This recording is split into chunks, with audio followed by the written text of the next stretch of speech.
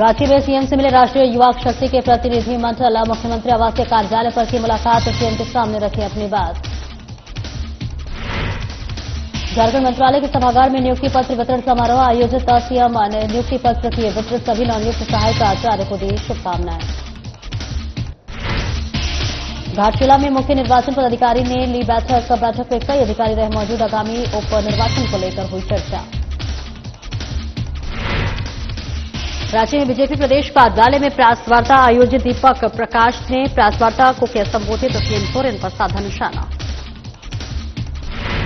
और झारखंड में थमने का नाम नहीं ले रहा सूर्या हांसदा मामला, बीजेपी के सीबीआई जांच की मांग पर कांग्रेस का पलटवार, कहा बिना मतलब का चिल्ला रही बीजेपी।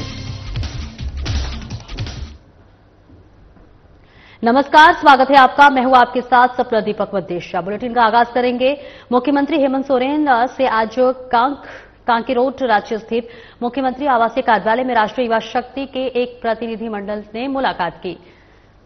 प्रतिनिधिमंडल के सदस्यों ने बताया कि राष्ट्रीय युवा शक्ति की पहल पर विगत 5 से 7 सितंबर तक स्मृति शेष दिशोम गुरु के पैतृक गांव निमरा से रांची तक पदयात्रा कार्यक्रम सफलतापूर्वक आयोजित किया गया था। मुख्यमंत्री के समक्ष राष्ट्रीय युवा शक्ति के प्रतिनिधिमंडल ने शिबू सोरेन को भारत रत्न से अलंकृत कराने के लिए राज्य सरकार से पहल करने का आग्रह किया और रांची के कांके डैम या हटिया डैम के निकट शिबू सोरेन की प्रतिमा स्थापित किए जाने का निवेदन किया। प्रतिनिधिमंडल में शामिल सदस्यों ने कहा कि यह एक निर्णय न केवल झारखंड बल्कि पूरे भारतवर्ष के करोड़ों नागरिकों की भावनाओं को सम्मानित करेगा।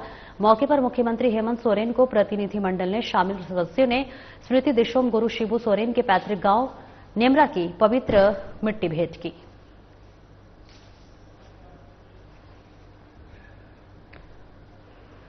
और आगे बढ़ेंगे, जहां झारखंड मंत्रालय के सभागार में नियुक्ति पत्र वितरण समारोह का आयोजन किया गया। इस नियुक्ति पत्र वितरण समारोह में झारखंड के मुख्यमंत्री सहित अन्य गणमान्य व्यक्तियों की उपस्थिति रही। समारोह के दौरान मुख्यमंत्री और उपस्थित अतिथियों की ओर से नवनियुक्त स्नातक प्रशिक्षित सहायक आचार्य और गोड्डा जिले के इंटर प्रशिक्षित सहायक आचार्य को नियुक्ति पत्र सौंपा गया। मुख्यमंत्री की ओर से आपको बता दें कि इससे पहले भी बड़ी संख्या में सहायक आचार्य पदों पर नियुक्ति पत्र सौंपा गया था और इसी क्रम को बढ़ाते हुए 301 सहायक प्राचार्य की नियुक्ति सुनिश्चित हुई है। इस मौके पर झारखंड के मुख्यमंत्री ने सभी नवनियुक्त सहायक आचार्य को अपनी ओर से शुभकामनाएं दी और अपने संबोधन में कहा कि झारखंड की शिक्षा व्यवस्था को दुरुस्त करने की दिशा में राज्य सरकार निरंतर कदम उठा रही है। इस नियुक्ति पत्र वितरण समारोह में हमारे साथ मौजूद मंच पर सम्मानित अतिथिगण और नवनियुक्त शिक्षक और अभिभावक,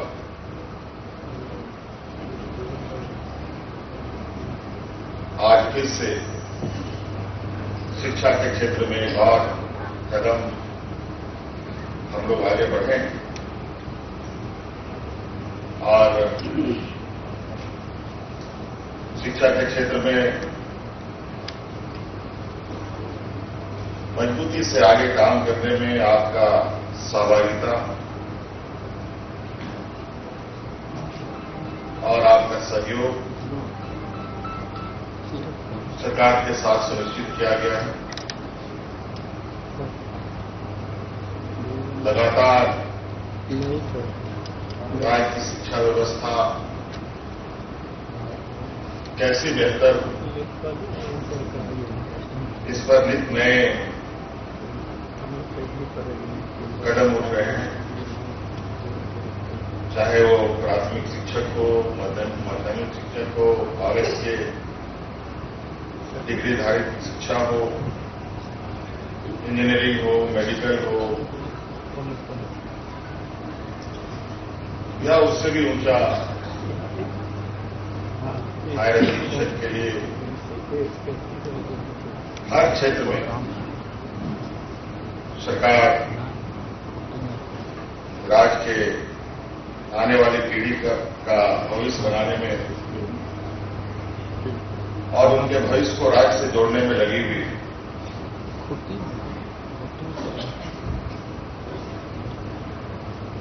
आज लगभग 300 लोगों की नियुक्ति है। इससे पहले भी नियुक्ति हुई है। अभी 26,000 पदों के लिए भी नियुक्ति प्रारंभ कर दी जा चुकी है। हमारे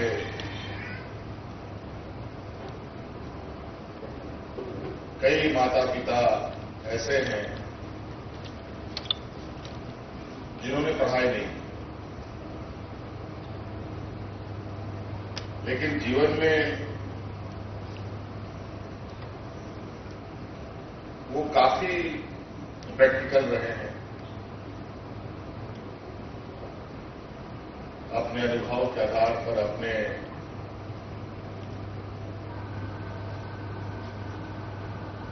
इर्द गिर्द सभी चीजों को उन लोगों ने बनाया।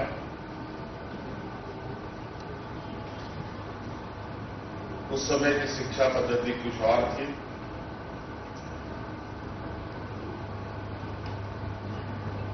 बौद्धिक विकास अलग अलग माध्यमों से होता रहा है और आज के वक्त में जो हमारे बच्चों का बौद्धिक विकास का रास्ता जो शिक्षा का है वो बिल्कुल अलग है और इसमें नए आयाम भी जुड़ रहे हैं।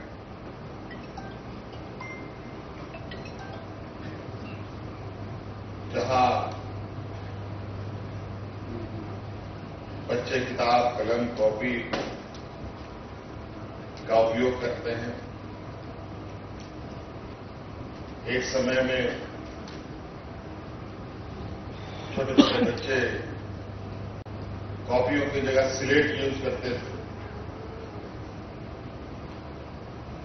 हमारे शिक्षक ब्लैक बोर्डों का यूज करते थे। अब ये सारा चीज धीरे धीरे डिजिटल की ओर भी आगे बढ़ रहा है। आज हमारे शिक्षा के क्षेत्र में ब्लैक बोर्ड की जगह डिजिटल ब्लैक बोर्ड्स आने लगे हैं। ऑनलाइन शिक्षा प्रारंभ हो चुका है। अब एआई का जमाना आ चुका है।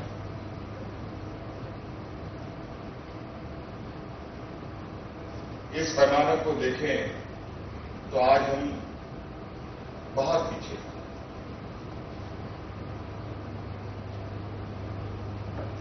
आज के इस शिक्षा के क्षेत्र में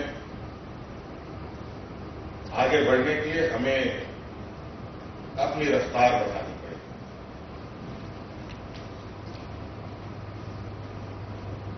और बहुत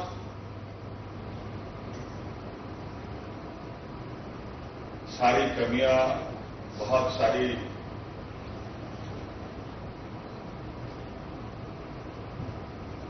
वजहों से, कारणों से शिक्षा के क्षेत्र को बहुत धक्का लगा है और आज यही वजह है कि झारखंड जैसे प्रदेश एक मजदूर प्रदेश के रूप में जाना जाता है। और आगे बढ़ेंगे। मुख्य निर्वाचन पदाधिकारी के रवि कुमार ने कहा कि घाटशिला में आगामी उपनिर्वाचन को देखते हुए मतदाता सूची का एसएसआर कराया जा रहा है। अब ऐसे पात्र मतदाता जिनका नाम अभी भी मतदाता सूची में नहीं जुड़ा है वे समय रहते अपना नाम मतदाता सूची में अवश्य जुड़वा लें। के रवि कुमार पूर्वी सिंहभूम जिले के घाटशिला अनुमंडल कार्यालय में जिला निर्वाचन पदाधिकारी एआरओ और बीएलओ सुपरवाइजर के साथ बैठक कर रहे हैं। बैठक में मुख्य निर्वाचन पदाधिकारी ने कई दिशा निर्देश दिए। उन्होंने कहा कि बृहद प्रचार प्रसार करते हुए मतदाता सूची में जुड़ने और मतदान के लिए मतदाताओं को प्रेरित करने का कार्य करें।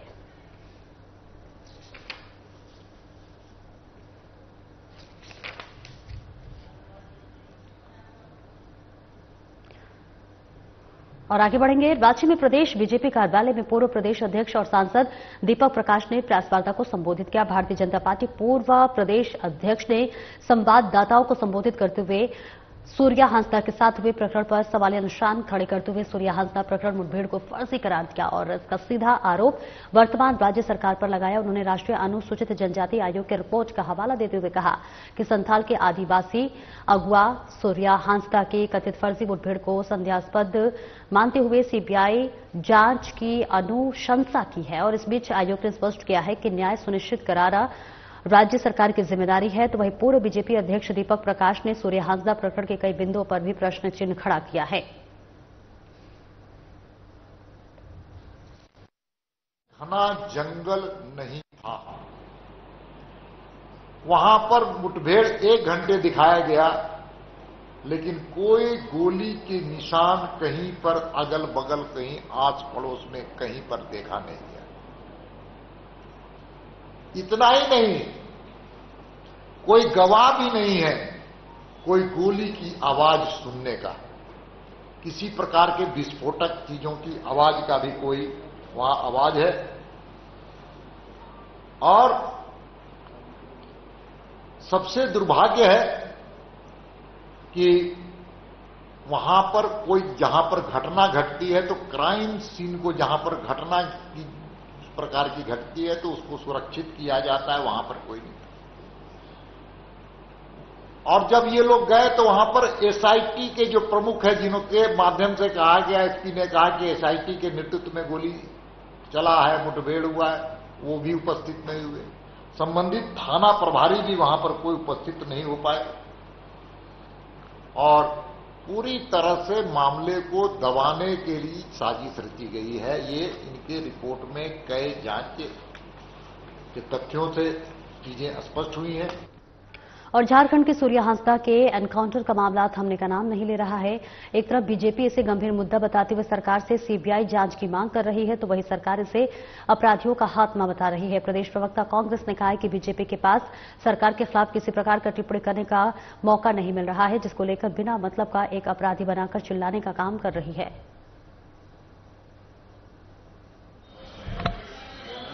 हमें यह लगता है कि पूरी भारतीय जनता पार्टी अब एक अपराधियों के पीछे छिप करके अपनी राजनीति, दुकानदारी इस राज्य में चलाना चाहती है। क्योंकि बलात्कारी इनके पार्टी में, भ्रष्टाचारी इनके पार्टी में, तो अब एक अपराधी की कमी थी। वो भी अब भारतीय जनता पार्टी अपराधी को आगे करके इस राज्य में दुकान चला रही है। क्योंकि इस राज्य में जिस प्रकार राज्य में विकास हो रहा है, तो स्वाभाविक तौर पे भारतीय जनता पार्टी इससे बेचैन है।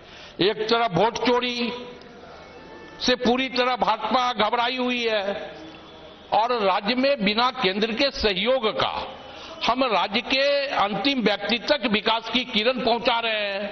मैया सम्मान योजना का लाभ हम राज्य की माता एवं बहनों को दे रहे हैं। सारी धोती योजना का लाभ हम ग्रामीण इलाकों में दे रहे हैं। जिस प्रकार फ्लाईओवरों का जाल बिछ रहा है पूरे राजधानी में, तो कहीं ना कहीं पूरी भाजपा बेचैन है। अब भाजपा के पास मुद्दा क्या बचा? तो अब मुद्दा बचा एक अपराधी, और उस अपराधी को आगे करके पूरी भारतीय जनता पार्टी अपनी दुकानदारी चलाने का प्रयास कर रही है। शाहबाज अंसारी के घर पर अंतर्राष्ट्रीय पुलिस की छापेमारी जारी है। मंगलवार को अंतर्राज्यीय पुलिस की टीम बैंक मोड़ थाना पुलिस के साथ मिलकर रावासीपुर स्थित जब्बार मस्जिद के पास शहबाज अंसारी के घर पहुंची। सूत्रों के अनुसार शहबाज अंसारी के घर से भारी मात्रा में कैश मिलने की आशंका जताई जा रही है। अब तक आधिकारिक तौर पर कार्रवाई के कारणों की पुष्टि नहीं हो पाई है। सूत्रों के अनुसार बताया जा रहा है कि शहबाज अंसारी के नाम पर 2 प्रज्ञा केंद्र संचालित हैं। एनआईए की छापेमारी के बाद इन दोनों केंद्रों और उनकी गतिविधियों पर भी अब सवाल उठने लगे हैं। पुलिस और जांच एजेंसियां पूरे मामले की गहन पड़ताल कर रही है।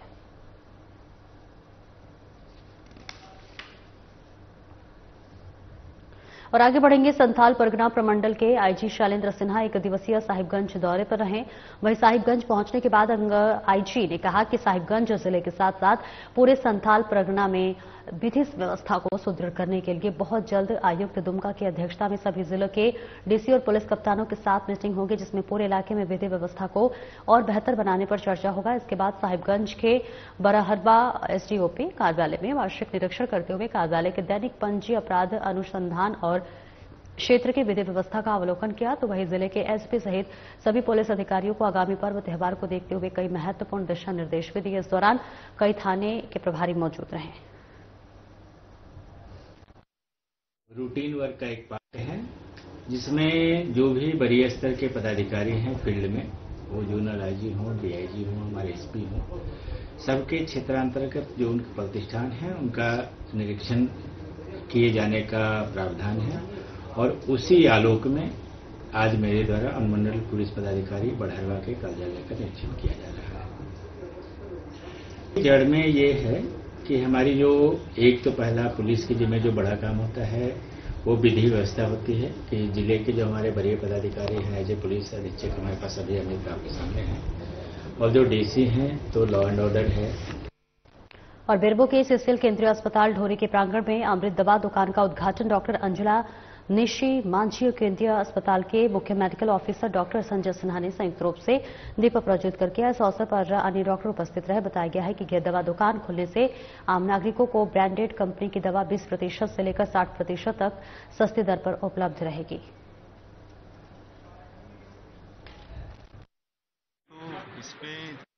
जो दवाइयाँ रहेगी वो ब्रांडेड दवाई रहेगी, जो बहुत ही अच्छी दवाई है, जो स्टैंडर्ड कंपनी की है, सारी दवाइयाँ रहेंगी। और दूसरी जो सबसे बड़ी जो बेनिफिट है कि बहुत कम प्राइस पे, ऑलमोस्ट 30 to 60% लेस प्राइस पे जो नॉन इंटाइटल केस होंगे, जो ग्रामीण होंगे, वो यहाँ से परचेज कर पाएंगे, बहुत सस्ते और स्टैंडर्ड दवाई खरीद सकेंगे। राजधानी रांची के दुर्बा स्थित झारखंड राज्य युवा आयोग कार्यालय सभागार में झारखंड राज्य युवा आयोग के अध्यक्ष ने संवाददाताओं को संबोधित किया। संवाददाताओं को इस संवाददाता सम्मेलन के माध्यम से झारखंड राज्य युवा आयोग ने किए जा रहे कार्यों और आने वाले समय में होने वाले कार्यक्रम के विषय में जानकारी दी। आयोग का प्रयास ये होगा कि स्वीकृत बजट का 10% युवाओं के हित में कार्यरत अन्य संस्थानों से CSR सहायता दान आदि के रूप में प्राप्त हो सके। आने वाले दिनों में विभाग की ओर से युवा महोत्सव करवाने की तैयारी की जा रही है। इसका स्वरूप बनाकर विभाग को भेज दिया गया है।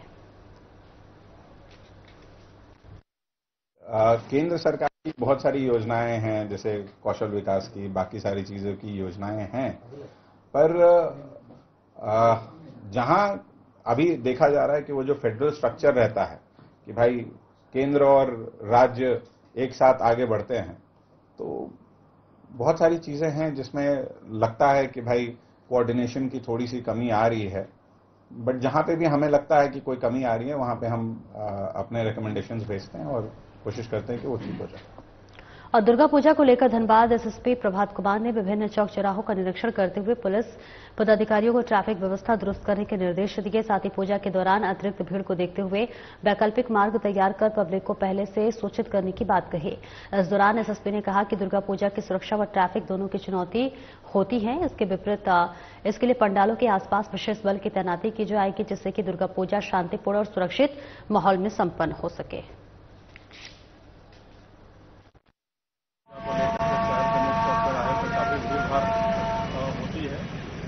लेकर के हम लोग पूरे शहर में कैसे ट्रैफिक व्यवस्था स्मूथ रहे, लोग खुशी से आकर के मेला देखें, पूजा का पंडाल घूमें, किसी को किसी प्रकार की दिक्कत नहीं है, इसके लिए पुलिस की तैयारी चल रही है। बेरमो प्रखंड के ग्राम पंचायत जरीडीह पश्चिमी में स्थित सामुदायिक स्वास्थ्य केंद्र में बेरमो प्रखंड विकास पदाधिकारी मुकेश कुमार ने दीप प्रज्वलित कर राष्ट्रीय कृमि मुक्ति दिवस 2025 कार्यक्रम का उद्घाटन किया। उक्त कार्यक्रम में प्रखंड विकास पदाधिकारी बेरमो ने स्वयं और आंगनबाड़ी केंद्र से उपस्थित बच्चों को दवाई खिलाई। प्रखंड विकास पदाधिकारी बेरमो ने बताया है कि सभी आंगनबाड़ी केंद्रों में से 1 से 5 साल तक और विद्यार्थियों में से 6 से 19 साल तक के छात्र छात्राओं को विद्यालयों में दवा खिलाया जाएगा।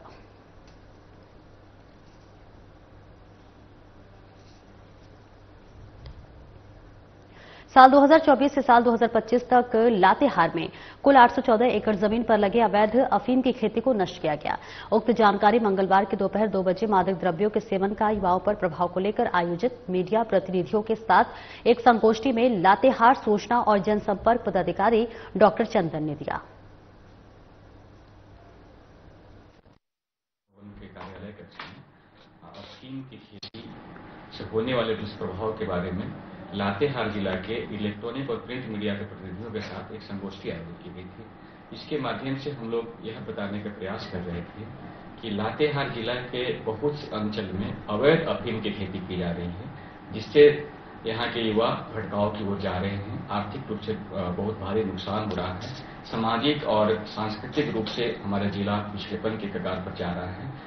इसको रोकने के लिए सरकार द्वारा और जिला प्रशासन के द्वारा समय समय पर बहुत से प्रयास किए जा रहे हैं और पुलिस प्रशासन का एक आंकड़ा के अनुसार 24-25 में लगभग 814 एकड़ अवैध अफीम की खेती को नष्ट किया गया है। और चतरा जिले में बेखौफ बालू माफियाओं का कहर एक बार फिर देखने को मिला है। गुप्त सूचना के आधार पर हंटरगंज में बालू माफियाओं और अवैध परिवहन के विरुद्ध कार्रवाई कर रहे अंचल अधिकारी की टीम पर माफियाओं ने जानलेवा हमला किया है। बालू माफियाओं ने इस हमले में हंटरगंज अंचल अधिकारी के बॉडीगार्ड को गंभीर चोट आई है। सूचना मिलते ही अंचल अधिकारी और पुलिस मौके पर पहुंचकर घायल को इलाज के लिए सदर अस्पताल भिजवाया, जहां प्राथमिक उपचार के बाद चिकित्सकों ने उसे बेहतर इलाज के लिए रिम्स रांची रेफर कर दिया है।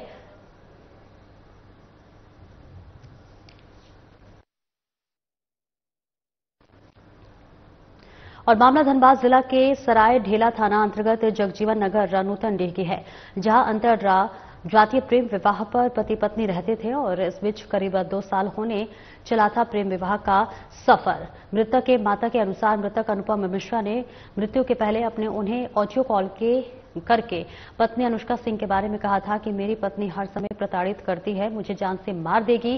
करीब 5 घंटे बाद ही बहू कॉल कर के कहती है कि आपके बेटे ने फांसी लगा ली है। मौके पर मृतक की मां धनबाद पहुंची। बता दें कि मृतक के परिजनों ने मीडिया कर्मी के सामने हत्या करने का आरोप लगाया है। वहीं धनबाद के विधि व्यवस्था नौशाद आलम ने बताया कि मामले की जानकारी मिली है कि सभी बिंदु पर जांच की जा रही है।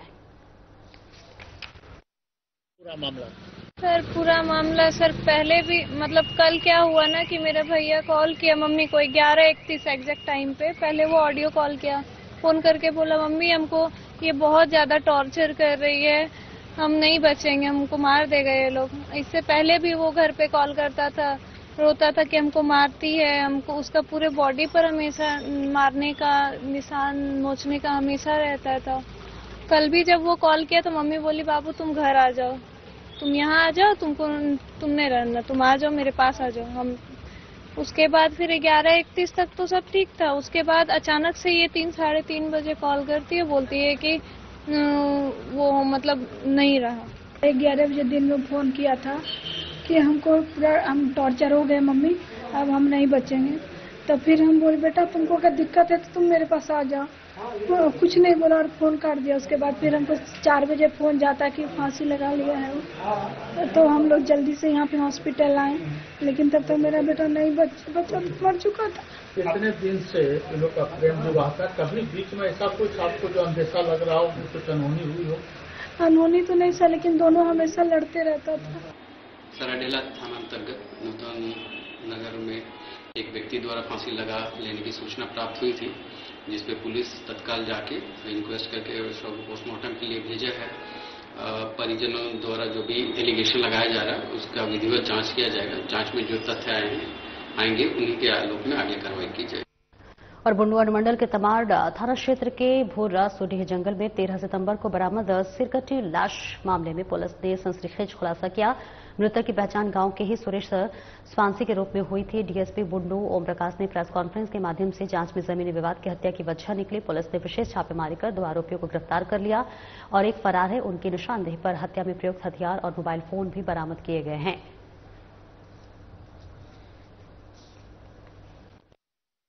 अनुसंधान प्रारंभ किया गया, जिसके पश्चात जो है उसमें जो है जो मारने वाले लोग हैं उसका पहचान किया गया। पहचान करने के पश्चात उसमें 2 लोगों को गिरफ्तारी किया गया है, जिसमें है जगदीश स्वांसी और हरि मुंडा। दूसरा हरि मुंडा है और उसमें जो इस्तेमाल किया गया था मारने में जो सामान है वो भी सामान बरामद किया गया है। एक दौली जो इधर पारंपरिक हथियार है उसका इस्तेमाल किया गया था।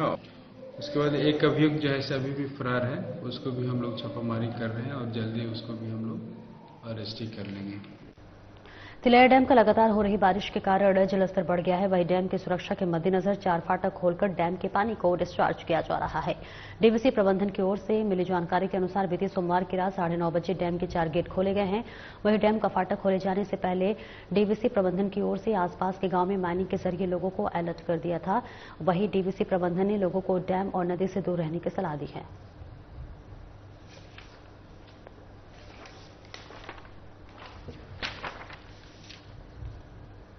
रांची के कांटाटोली चौक के पास एक बड़ा हादसा हुआ है। भारी बारिश के बीच पानी से भरे गड्ढे में स्कॉर्पियो गिर गया है। हादसे के बाद स्थानीय लोगों ने स्कॉर्पियो में सवार लोगों को बाहर निकाला, जिससे उनकी जान बच गई। बता दें, राज्य सहित पूरे झारखंड में पिछले 2 दिनों से लगातार बारिश हो रही है, जिससे कई नदियां उफान पर हैं और रांची के में बता दें कि कई सड़कों पर राज्य में पानी भर गया। लगातार हो रही बारिश से जनजीवन पूरी तरह से अस्त व्यस्त हो गया है।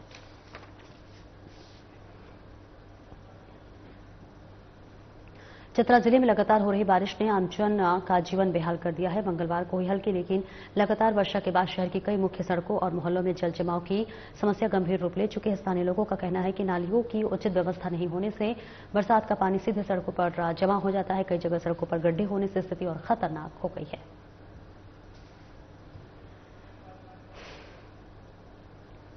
फिलहाल इस बुलेटिन में इतना ही। नमस्कार।